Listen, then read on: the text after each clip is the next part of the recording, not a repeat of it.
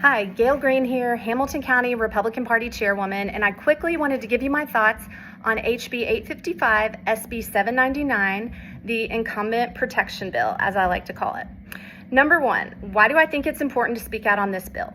Well, first of all, it directly affects county parties, and as an elected representative of the county party, I believe it is my responsibility to educate people on legislation that I consider dangerous for my county. Number two, timing. Why now?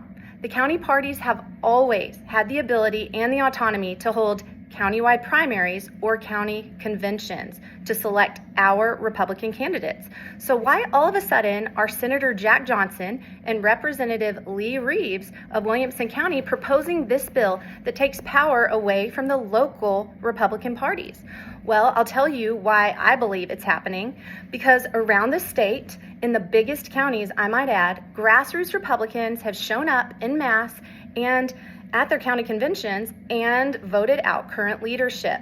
Specifically in Williamson County, the group that Senator Jack Johnson and Lee Reeves were hoping would win did not win. So therefore, they decided, in a desperate move to maintain power, in my opinion, they have proposed this caption bill that would take away power from your local elected Republican Party and put the power in the hands of the state level.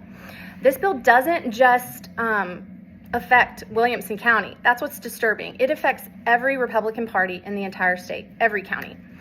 Number three, why would a county want to hold a convention to select their Republican candidates?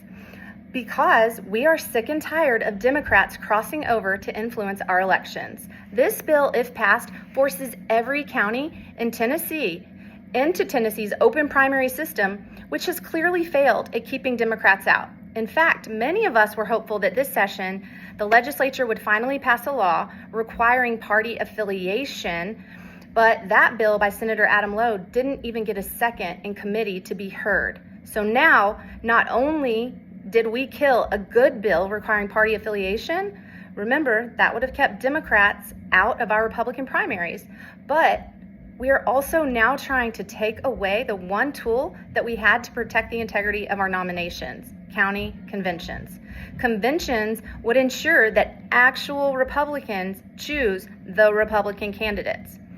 Question number four, why are elected officials saying that county conventions disenfranchise voters like the elderly and veterans who may not be able to attend a one-day convention in person? Well, let's set the record straight. What really disenfranchises voters is when Democrats show up and elect or select our Republican candidates. County parties could absolutely accommodate our seniors and veterans through proxy voting and other inclusive methods at the local level. Don't believe the lie that this bill is about anything other than control.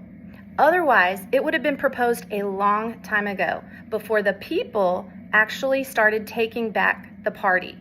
And remember, President Trump is for paper ballots and same-day voting. In closing, let me be clear. This isn't about shutting people out. It's about protecting the voice of actual Republicans and deciding who will represent the party. Local parties know their communities best, and we are fully capable of organizing conventions that are both fair and accessible. The Incumbent Protection Bill, SB 799, HB 855, weakens our party, invites outside interference, and undermines trust in the process. We need every Republican across the state to speak out now. Call your legislators, alert your county parties, share this message far and wide. These bills will be voted on tomorrow in the House and the Senate, and I believe that every Republican legislator who votes yes for these bills is voting to protect themselves and weaken the Republican Party. Thank you for your time. God bless you.